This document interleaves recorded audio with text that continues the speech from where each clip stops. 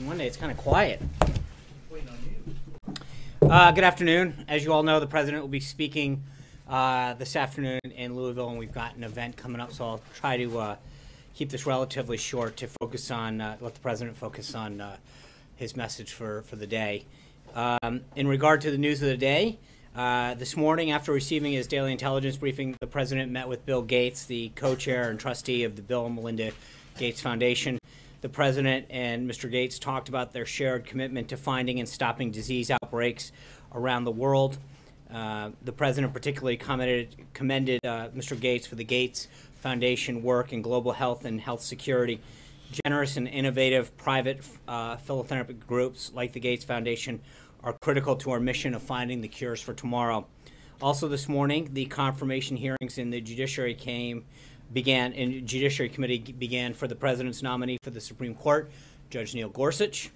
As the judge will continue to show throughout his process, he's eminently qualified for this position with impeccable academic credentials, a brilliant legal mind, and a proven commitment to the Constitution.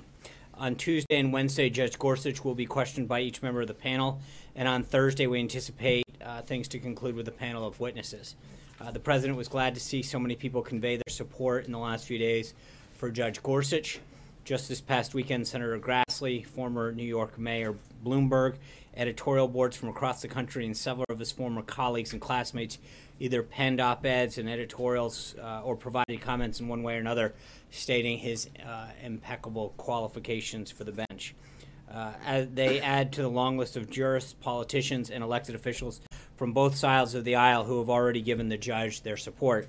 The president looks forward to watching Judge Gorsuch continue to show the Senate what an extraordinary addition he will be to the bench, and he's confident that he will be confirmed. Later in the morning, the president had a meeting with Speaker Ryan, Secretary of Health and Human Services, Dr. Tom Price, and Dr. Zeke Emanuel. Dr. Emanuel has been intimately involved in crafting healthcare policy since his work on Obamacare. Obviously, he and the president have some differing views on the best way to make healthcare affordable and accessible, but the president also strongly believes that the health and well-being of the American people shouldn't always be a partisan issue, and he will continue to reach across party lines and listen to voices on this issue. Last week, he heard from individuals and families who have suffered from the disastrous results of Obamacare. He's previously spoken to healthcare policy groups, Republican congressional leadership, and health insurance companies. This week, he and his staff will have discussions on women in healthcare while continuing an open dialogue with members of Congress.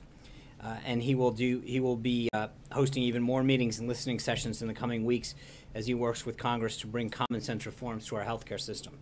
The president has shown that he's willing to hear from all stakeholders in the healthcare field, and he will continue to listen as the process on the American Health Care Act moves along and we pursue the additional legislative and administrative actions necessary. This afternoon, the president had lunch with the vice president, and as we speak, he's meeting with Secretary of State Tillerson. The secretary just returned from an important trip to Asia.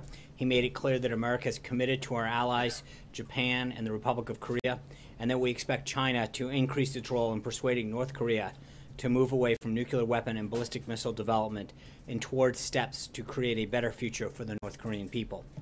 This trip set the stage for future leader level engagement between the U.S. and China. During this meeting, he will debrief the president on his trip. Later this afternoon, the president will welcome the Prime Minister al-Abadi of Iraq. The Iraqi people have been a brave and steadfast partner in our shared fight against ISIS, al-Qaeda, and radicalism. The president will speak with the Prime Minister about how that partnership will help defeat ISIS and move into a new era in which Iraq is a force for stability and peace in a prosperous Middle East. After his bilateral meeting with the Prime Minister, the president will depart the White House for Louisville, Kentucky, for a Make America Great Again rally before returning to the White House later this evening. A few notes at the end before I take some questions. Yesterday, Treasury Secretary Mnuchin returned from a very successful trip to Europe, where he stopped in the UK for a bilateral with the Chancellor of the Exchequer, and later met with 18 of his counterparts during the G20 ministerial in Baden-Baden. This trip gave the Secretary an opportunity to outline the administration's priorities on a number of issues, including macroeconomic policy, financial regulation, international tax, and illicit finance. During the meetings, the Secretary and his counterparts presented a platform that will strengthen our collective work on steps to promote growth and financial stability. In terms of the schedule for the rest of the week, tomorrow the President will sign S-442, the National Aeronautics and Space Administration Transition Authorization Act of 2017 in the morning, and make remarks at the National Republican Congressional Committee March dinner in the evening. On Wednesday, as I mentioned last week, the President will meet with the Congressional Black Caucus. On Thursday, the President will hold an event with truck drivers and representatives from the trucking companies and industry on health care and its negative impacts on their industry and livelihood, which just happens to be the largest employer in 29 states. And on Friday, the President will hold a Greek Independence Day celebration. We'll have further updates on all of those events later. And finally, I want to address the House Intelligence Committee hearing that is currently happening, in which the FBI Director and the NSA Director are currently testifying, and comment to the extent that I can at this time. This hearing, as Chairman Nunes noted, is the first of several that the House Intelligence Committee is engaged in, and the President is happy that they're pursuing the facts in this. As has been previously reported, Director Comey confirmed that the FBI is investigating Russia's role in interfering with the election, and let me just comment briefly on that. Following this testimony, it's clear that nothing has changed. Senior Obama intelligence officials have gone on record to confirm that there is no evidence of a Trump-Russia collusion. The Obama CIA director said so, Obama's director of national intelligence said so, and we take them at their word. However, there was some new information that came from the hearing that we believe is newsworthy about the intelligence gathering process, and the unmasking of Americans identified in intelligence reports, and the illegal leak of such unmasked individuals, which is a federal crime. Director Comey told the House Intelligence Committee that certain political appointees in the Obama administration had access to the names of unmasked U.S. citizens, such as senior White House officials, senior Department of Justice officials, and senior intelligence officials. Before President Obama left office, Michael Flynn was unmasked, and then illegally his identity was leaked out to media outlets, despite the fact that, as NSA Director Rogers said, that unmasking and revealing individuals endangers, quote, national security. Not only was General Flynn's identity made available, Director Comey refused to answer the question on whether or not he had actually briefed President Obama on his phone calls and activities. Director Comey called these types of disclosures of classified information a threat to national security, and said he will investigate and pursue these matters to the full extent of law. He also said that the leaking of classified information had become, quote, unusually active in the time frame in question. It's also important to note that both Directors Comey and Rogers told the committee that they have no evidence that votes were changed in the swing states the president had won. I think that pretty much, until we get the ending of this hearing, I don't know that I want to comment too much further. And with that, I'm glad to take a few questions. Jonathan. Sean, does the president still have complete confidence in FBI Director Comey? There's no reason to believe he doesn't at this time. John. He said, wait, no, he said that there is no information to support the allegations that the president made against President Obama at this time. So is the president prepared to withdraw that accusation and apologize to the president? No, we started a hearing. It's still ongoing. And then, as Chairman Nunes mentioned, this is one in a series of hearings that will be happening. I think there's, as I noted last week, there's also a lot of interesting news coming out of that in terms of the activities that have gone on to reveal the information on American citizens that have been part of this, particularly General Flynn. There's a lot of things that aren't being covered in this hearing that I think are interesting. That since it's ongoing, I'll leave that for now. But I think there's a lot of areas that still need to be covered. There's a lot of information that still needs to be discussed. The director also said he's investigating the links and the possibility of coordination between the Trump campaign and the Russians. Given that the president just this morning said that the Democrats made up the Russia story, why would the FBI director be investigating a story if it's simply... I don't think that's what he said, but again, look at what... No, he did. He said that he's investigating the nature of any links between individuals associated with the Trump campaign and the Russian government, and whether or not there was any coordination. Correct. But again, investigating it and having proof of it are two different things. You look at the acting Obama CIA director said that there's smoke but there's no fire, Senator Tom Cotton. Not that I'm seen and not that I'm aware of. You look at Director Clapper, not to my knowledge. Senator Chris Coons, Democrat from Delaware. I have no evidence of collusion. I mean, there's a point at which you continue to search for something that everybody who's been briefed hasn't seen or found. I think it's fine to look into it, but at the end of the day, they're going to come to the same conclusion that everybody else has had. So you can continue to look for something, but continuing to look for something that doesn't exist doesn't matter.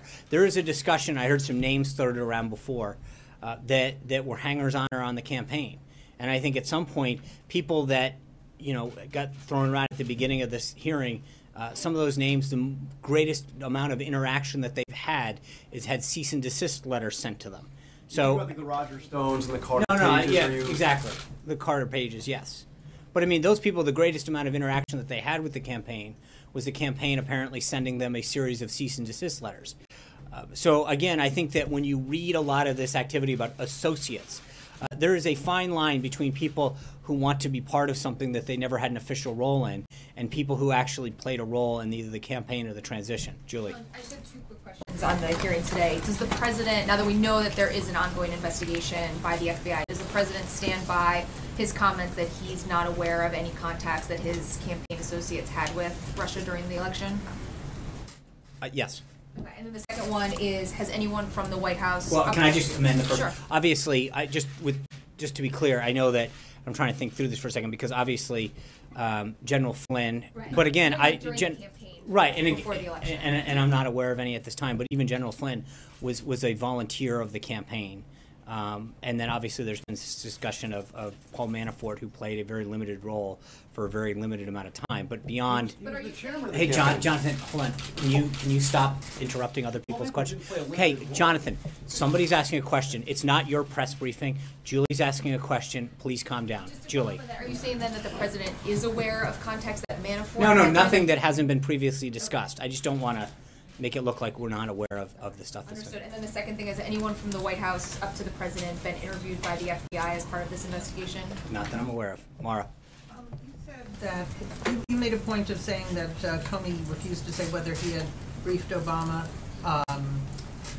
about the investigation, and also the president on his official account tweeted the same thing today. Comey made a point today of saying, please do not draw any conclusions from my ability to confirm or deny anything, but you are drawing a conclusion from that. So I think we're pointing it out. I mean, we're making a point that it is not known, and I think there's further. I mean, to everyone who was looking for a conclusion today, I think there's a lot more that needs to be discussed and looked at before we can jump to a conclusion about.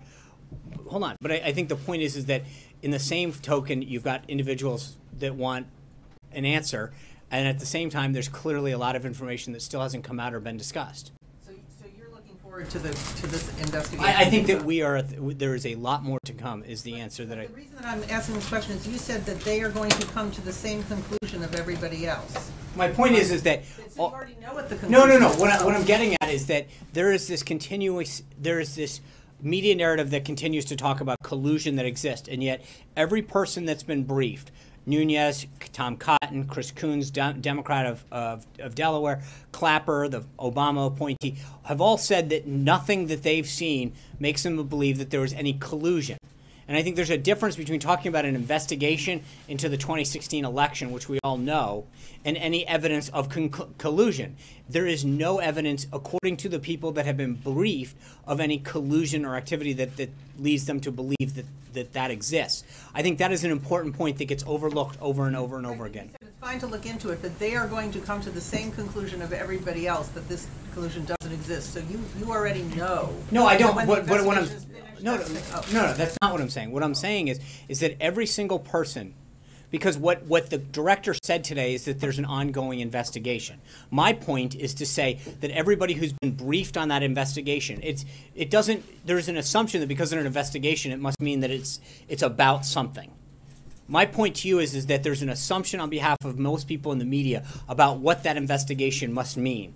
And my point to you is that despite the narrative that gets played over and over again with respect to what the investigation might mean in terms of collusion, every person, Republican and Democrat, that's been briefed on it has come to the same conclusion that there is no collusion and that that's over. So while we can talk about an investigation big picture holistically, the idea that so many people are trying to jump to a conclusion seems very, very misguided.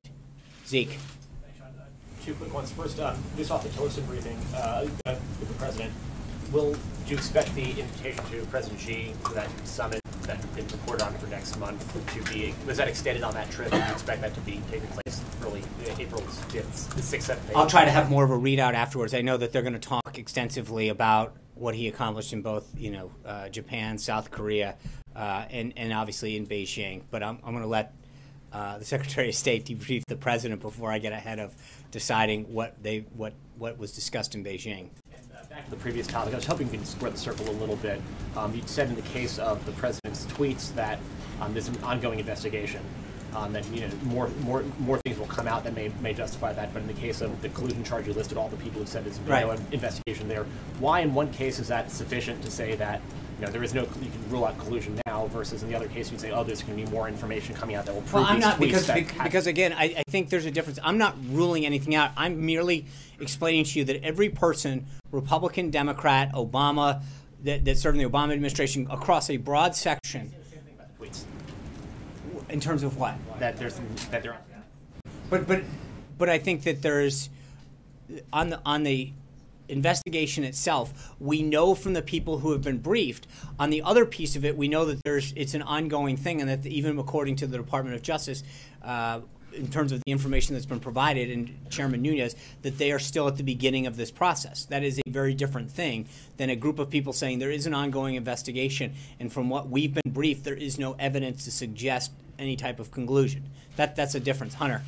Thanks, Sean. On a slightly different topic, in his first 8 weeks in office, President Trump has made at least 10 trips to the golf course. He regularly used to criticize President Obama for spending time on the course. How is his golf game any different?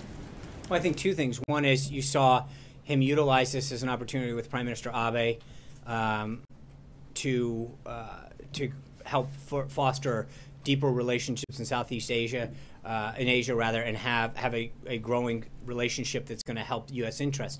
How you use the game of golf is something that he's talked about. Secondly, we went to down to, he had a mini cabinet meeting the other day or 2 weekends ago down at his club in Virginia.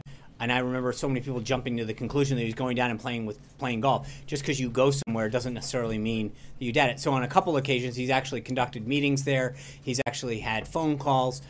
So just because he heads there doesn't mean that's what's happening. So I know he did meet with Prime Minister Abe on the course, but we're not getting a lot of details on other high-level meetings that are taking place. If he is having these productive meetings on the course, why isn't the president and his aides being a little more forthcoming about what he's doing? It's the same reason that he can have dinner or lunch with somebody, and not because I think the president's entitled to a bit of privacy at some point, where we bring that, which is what we've always agreed to. We bring the press pool, the protective pool, to be there, but the president's also entitled to a bit of privacy as well. Trey. Does the president believe the FBI will do a fair job of investigating any sort of links to Russia during the election? And then I have one more for you. I think there's a variety of institutions looking at it, both the House and the Senate Intelligence Committee, the FBI. But yeah, I mean, I think that when you get to the bottom of it, we'll have a much better picture of what's happening, and I think it'll continue to vindicate him on that. Go ahead. In the follow-up, the president tweeted this morning a question about a potential DNC connection to Russia during the election. Right. Is he under the impression that the Clinton campaign had inappropriate contact with Russia during the election? Well, I think that and that's an interesting aspect of all of this that's not being covered. Number one, from everything that has been publicly available, on several occasions, the DNC was asked by the FBI to investigate or to allow their servers to be looked at, despite all of the claims of their concerns about leaking. And yet the question still doesn't come out. Why wouldn't the DNC on multiple occasions rebuff the FBI? Why were they not wanting, if they were so concerned about hacks and leaking, why did the DNC not ask the FBI to come look? Not only did they not ask them, they rebuffed them on multiple occasions. Why? What are they hiding? What were they concerned of? But I think there's a serious question. I mean, they're very clear about the concerns that they have, and as well as all of the leadership in the Democratic Party. And yet, when it came to hacks and leaks out of the DNC, and they're quick to jump to the conclusion about who did it, and yet they wouldn't allow the FBI to investigate it. There's a whole second set of concerns here in terms of what was Hillary Clinton's role. I mean, you look at the Obama history of the Obama administration and the Clintons' involvement with Russia in terms of donations that the Clintons received from Russian entities. The idea that they sold off tremendous amount of the uranium to the Russian government, and yet where was the concern for that? What are we doing to look into that? It was the Obama administration in 2009 that talked about a reset with Russia and a desire to reset relationships. It was Hillary Clinton who signed off on the deal that gave a Russian company 1/5 of the U.S. uranium supply. Where is the questioning about that? What did they get? There was discussion the other day about a Russian official noting that both campaigns they sought to do it. Where is the concern about their efforts on the Hillary Clinton thing? The Democrats and the Democratic Party and a lot of those individuals are quick to point fingers, and yet when it comes to discussing their own collusion or questions involving their involvement with Russian officials or buy-offs to the Russians, there's no discussion there. So you've got to wonder on both sides, where's the parity when it comes to these kind of investigations? Margaret. Sean, what constitutes conclusive evidence for the president on this front when you say there's more to come forward? You've got the FBI director saying nothing to back up the president's tweets about wiretapping former head of the DNI, House Intelligence Committees. I mean, we've had a series of officials. So when does this end for the president? Is it March 28th? It's not a question of a date. It's a question of where we get answers. You look at someone like Michael Flynn, and you ask the question, how does an American citizen who should be protected by law from having their identity unmasked, how does that happen? Because you got to think about it like this. The FBI and all of the relevant intelligence agencies have access to this document. They can figure out who it was, right? Hold on. So who it was? Hold on. In other words, the wiretapping of the president. Listen, I understand that. What I'm getting at is that there's a lot of information that we have come to learn about what happened in terms of surveillance throughout the 2016 election and the transition. And when you look at somebody like Michael Flynn and you realize that while they might have been looking at somebody else at that time, how does somebody's name that's protected by law from being disclosed get put out in the public? Why was it put out in the public? Because the people in the intelligence community would have had access to that information. They could have found out who it was. But yet, you've got to question, why was a name that should have been protected by law from being put out into the public domain put out there? What were the motives behind that? What else do we need to know? Who was behind that kind of unmasking? So are you saying the president has evidence that we have No, I am saying that there's a lot more questions that need to get asked about what was being done in terms of surveillance. Who was being surveilled? Why were they being surveilled? What techniques?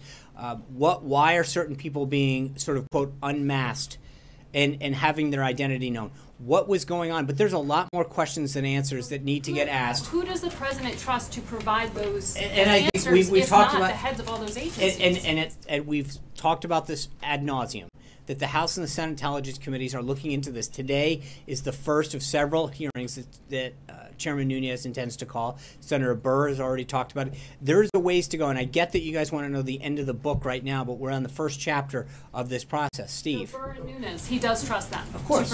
We've put out a statement saying so much that we asked them to look into it. So I don't think it should come into any surprise that that's where we have noted multiple times that that's where the president believes the appropriate place in the process and the classify and for all of these documents to go through. Steve. The president said he had a lot of meetings over the weekend on North Korea. Who were those meetings with, and what was his reaction to North Korea's test of this new rocket engine? Well, I think we continue to be concerned with North Korea's activity.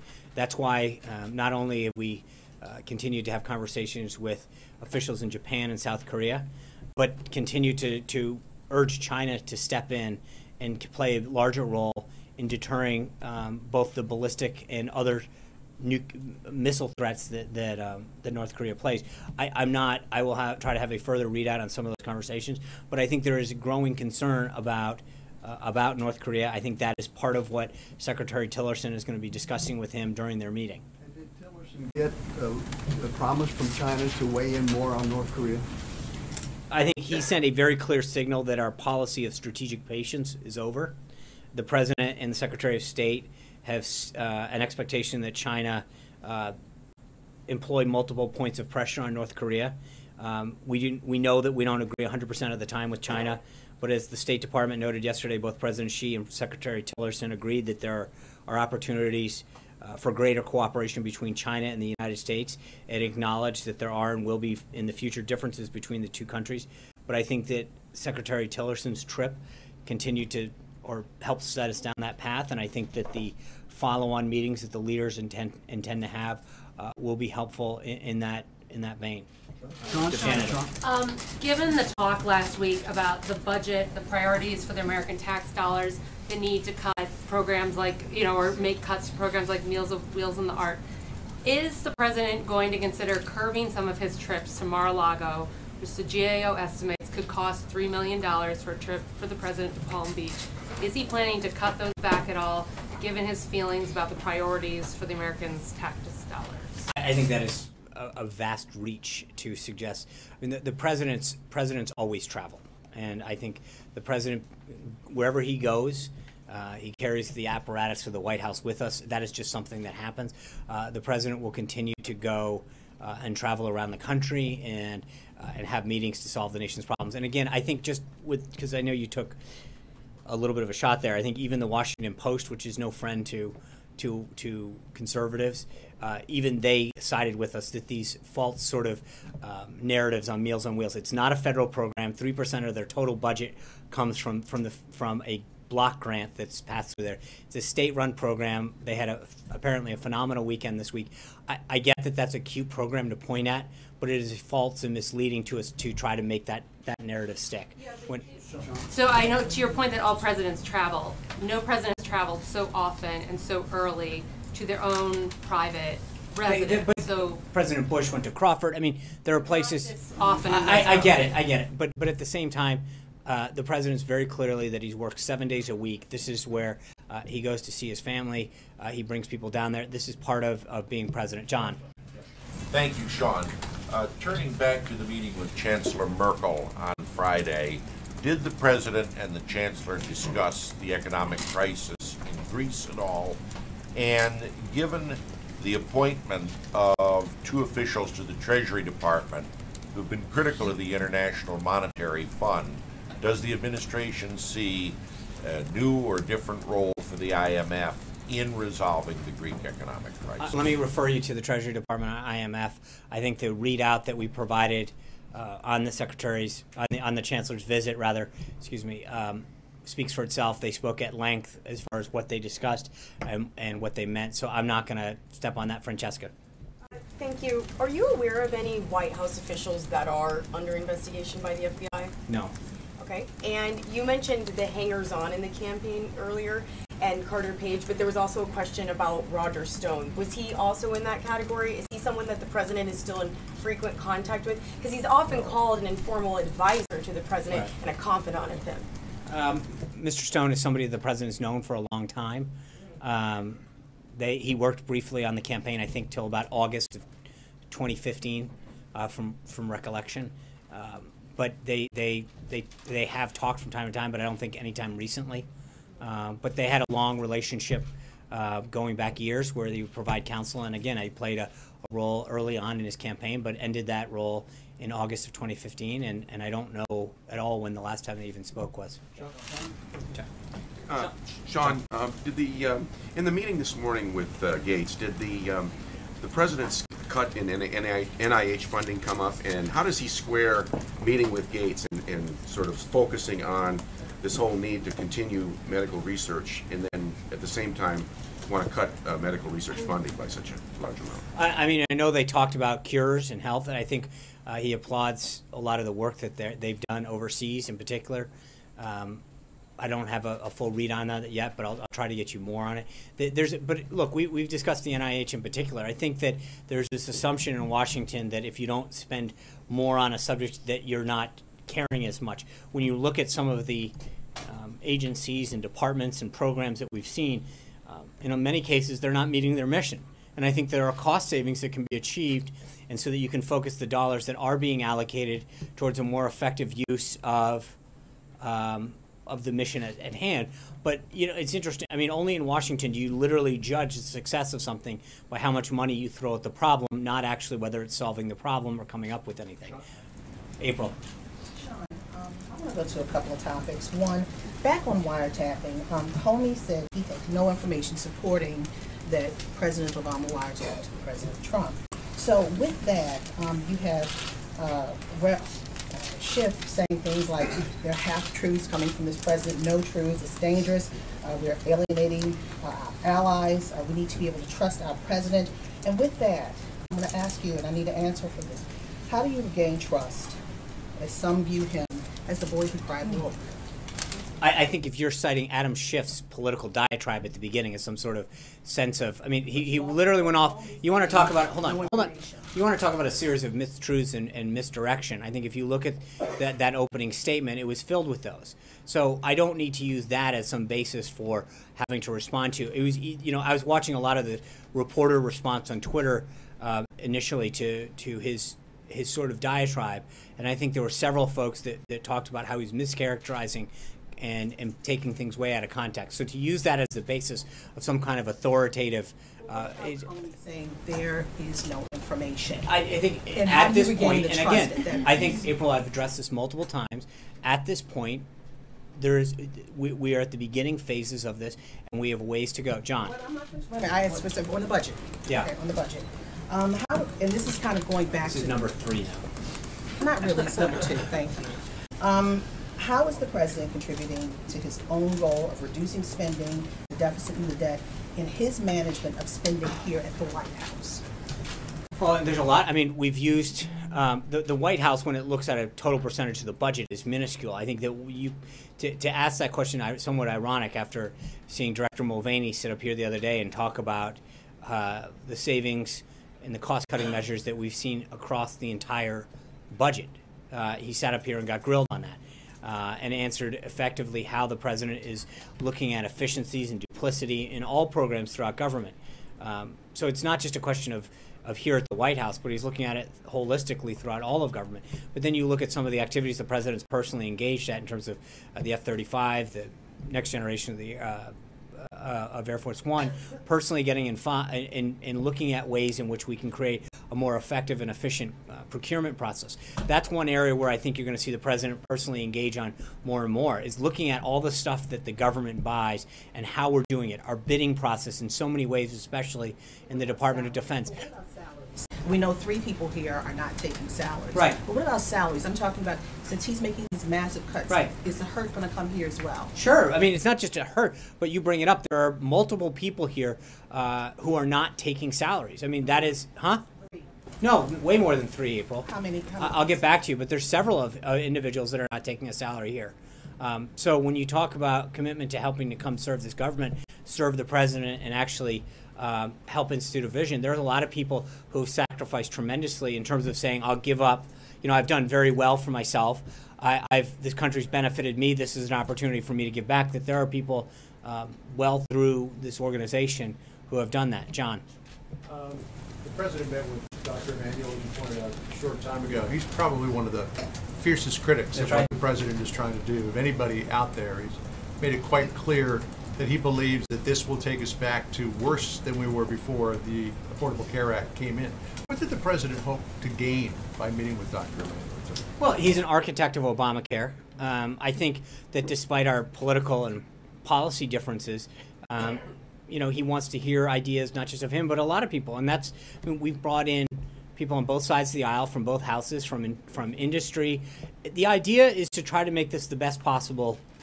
He talked to Elijah Cummings a couple weeks ago about drug prices. It's not about ideology or party. It's about instituting a patient-centric drug and health care system that benefits the American people and gives them the access and the price point that they can get health care and actually get coverage. So it is hearing his ideas, it's listening to his suggestions, and figuring out if we can make it better. Part of the manager's amendment that Speaker Ryan talked about is in large part because we've been listening and making it better and making it better. And as it continues to work its will through the process, it's not just the current bill, but it's also the additional legislation that's part of this overall 3-pronged process that we've talked about. So making sure that we do this right and we give the American people the best possible outcome is what this has always been about. The Speaker wants to get this in front of the House maybe by Thursday. How much will the plan change between now and then compared to what we saw voted on in the first 2 committees? And is the president going up to the Hill tomorrow? ENC, Ways and Means and Budget. First 2. And is the president going up to the Hill tomorrow morning? We don't have any announcements on the schedule at this time. He's going to continue to make sure that we do everything we can, and I'll leave the legislative piece up to Speaker Ryan. How much does he think it's Chairman going to Sessions. change between what we saw voted on by Ways and Means? It depends on how much. I think Speaker Ryan detailed some additions and ideas and suggestions on your network yesterday with Chris Wallace that he is considering, and I think as we continue to meet with folks, there's some staff level discussions that occurred over the weekend. There'll be more later this afternoon, and to the extent that we can make changes that I think enable us to maintain 218 votes, we will do it. Sarah. Thanks, John. There are a number of the president's supporters on the Hill and elsewhere who worry that the president's refusal to drop the whole wiretapping issue will eclipse some of his other accomplishments. What message does the president have for his supporters who worry that this could be a rabbit hole that might diminish the other things he's trying to do, like health care? I think there'll be a lot of accomplishments, so they don't need to worry. We've got a lot of things coming down the pike, and I think whether it's health care, tax reform, his infrastructure plan, reforming government, immigration, I think we're going to have a lot of things to be very proud of that people on both sides of the aisle are going to be excited to see enacted, and so in due time there'll be plenty to be proud of. Sarah. Incidental figure in this campaign, that he worked for the campaign for 5 months. He was the campaign chairman. He was there for a number of pivotal decisions. So I'm wondering, how is that insignificant, and is the White House aware of any contacts between Paul Manafort and Russian operatives or suspected Russian operatives, and is that a cause for concern? Well, just so we're clear, I'm not dismissing Paul Manafort as a hanger-on. I was noting some other folks, as Jonathan pointed out. With respect to Paul, though, I believe, and again, I'm not looking to relitigate the election, but I believe Paul was brought on sometime in June, and by the middle of August, he was no longer with the campaign, meaning that for the entire final stretch of the general election, he was not involved. And so to start to look at some individual that was there for a short period of time, or separately individuals who really didn't play any role in the campaign, and to suggest that those are the basis for anything is a bit ridiculous. So are you saying it wouldn't be cause for concern if we found out that Paul Manafort was in contact with Russian operatives or suspected? No. I think that, but to intimate, right? No. But to intimate that somebody was there for 8 weeks and definitely not there in the final 3 months of the campaign, played some kind of lasting role that influenced. Again, you realize, I think somewhere between August 12th or the 15th was when he ended his affiliation with the campaign. So my point is to suggest now that if you look at the final 3 months of the campaign, where none of the individuals in question that Democrats brought up over and over again today were affiliated with the campaign, to suggest that somehow shows some high-level collusion is a bit of a stretch, to say the least. And is the White House aware of any contacts between Paul Manafort and Russian operatives or suspected Russian operatives? No. Sean, you've been really critical of reports that are based on sources in the past.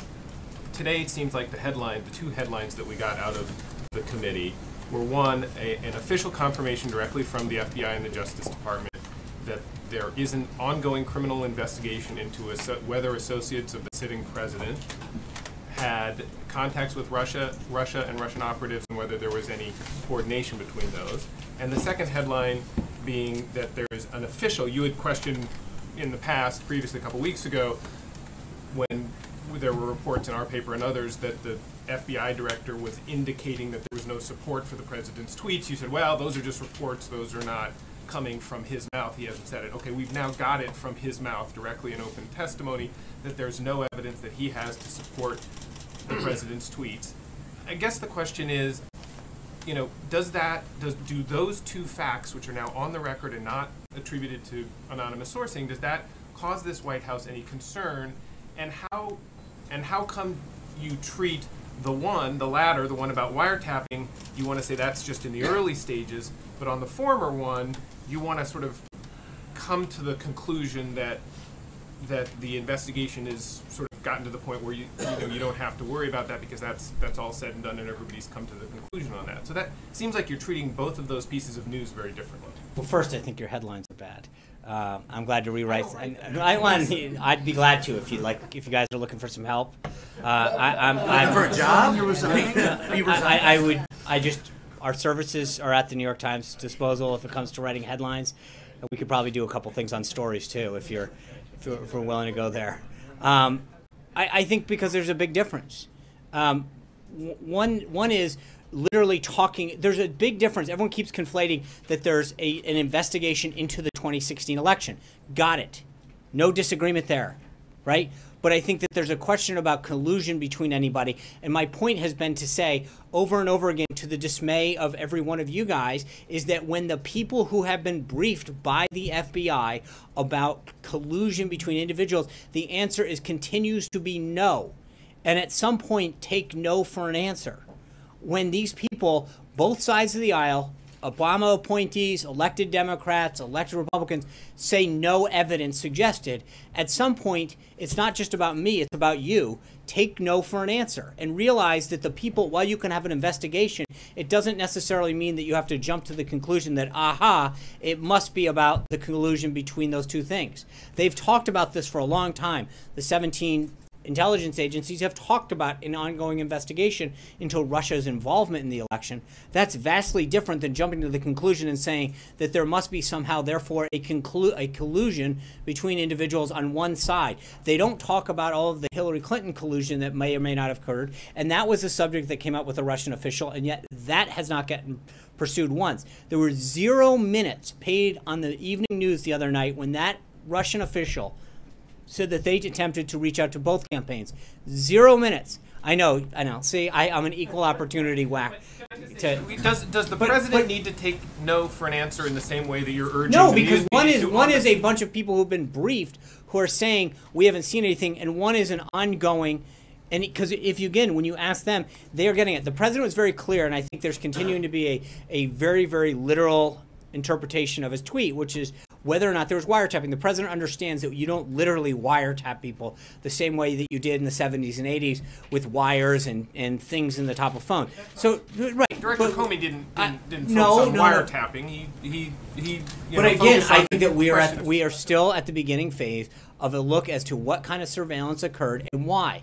And that there's a question about what leaks occurred, why they're happening. And again, just Director Comey's, because I believe one of the big headlines that should come out of today is that when he talks about the unusually high amount of leaks that are coming out of this and classified information leak, that in itself should be a question. Why is so much information being leaked out now? What are the motives behind it? Who is doing it? And is it threatening our national security? Which I do believe the answer is yes.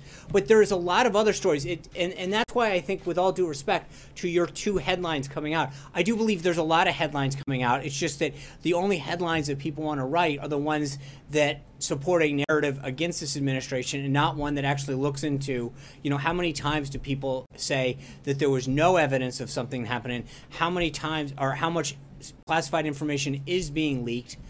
There's a lot of headlines that should be written today about a lot of the stuff that's ongoing. And I know that we have an ongoing hearing, but there's a lot of other things that need to get discussed and aren't happening. Why did the DNC not let the FBI look at their servers? Why has that story not getting in? Because I would assume that if somebody was victim of something, which they've yelled from the rooftops. Hold on. I'm sorry. I'm curious. The implication of that is no. The question is, why is none of that being looked at? I don't know what but my point is that not to draw an implication, but to merely ask a question. Which all I'm getting at is that suddenly none of the questions regarding any of this seem to get asked or answered or explored, and yet you won. You're here, Brian. You get the same treatment that Jonathan does. That doesn't mean you get to jump in. So the answer that I'm getting at is why are none of those questions being asked? Why is no one taking no for an answer when it comes to all of these individuals saying that they've seen nothing? But there are a series of headlines that I would suggest need to get written, and frankly, stories. I'm glad to do that as I offered. George. I'd like to try to clarify two things. In the future, when you from that podium read from news articles or cite news articles, can we assume that you're vouching for the accuracy of those articles? I think merely reading a story that's in a paper is not vouching for it, it's reading the story. It doesn't put a White House in front. No, I think reading a series of things when asked a question, where is this narrative coming from, and citing a multitude of stories that are in the public domain is not necessarily endorsing everything. I read that's a silly, assertion. We're reading stories that you and your colleagues, and not necessarily you at National Journal, have put out, but that several people in here whose publications have put something out. Simply recitating those things is not an endorsement. The second thing is, when you talked to the British about the GCHQ thing, did you tell them that the White House would not raise that again, or can you talk about that conversation? There was merely an explanation of what we did and why we did it, which is what I just said to you, and that was it. Simply that. Thank you guys for that. We'll see you tomorrow. Hopefully some of you get a chance to go down today. If you don't, we'll have a readout. Thank you.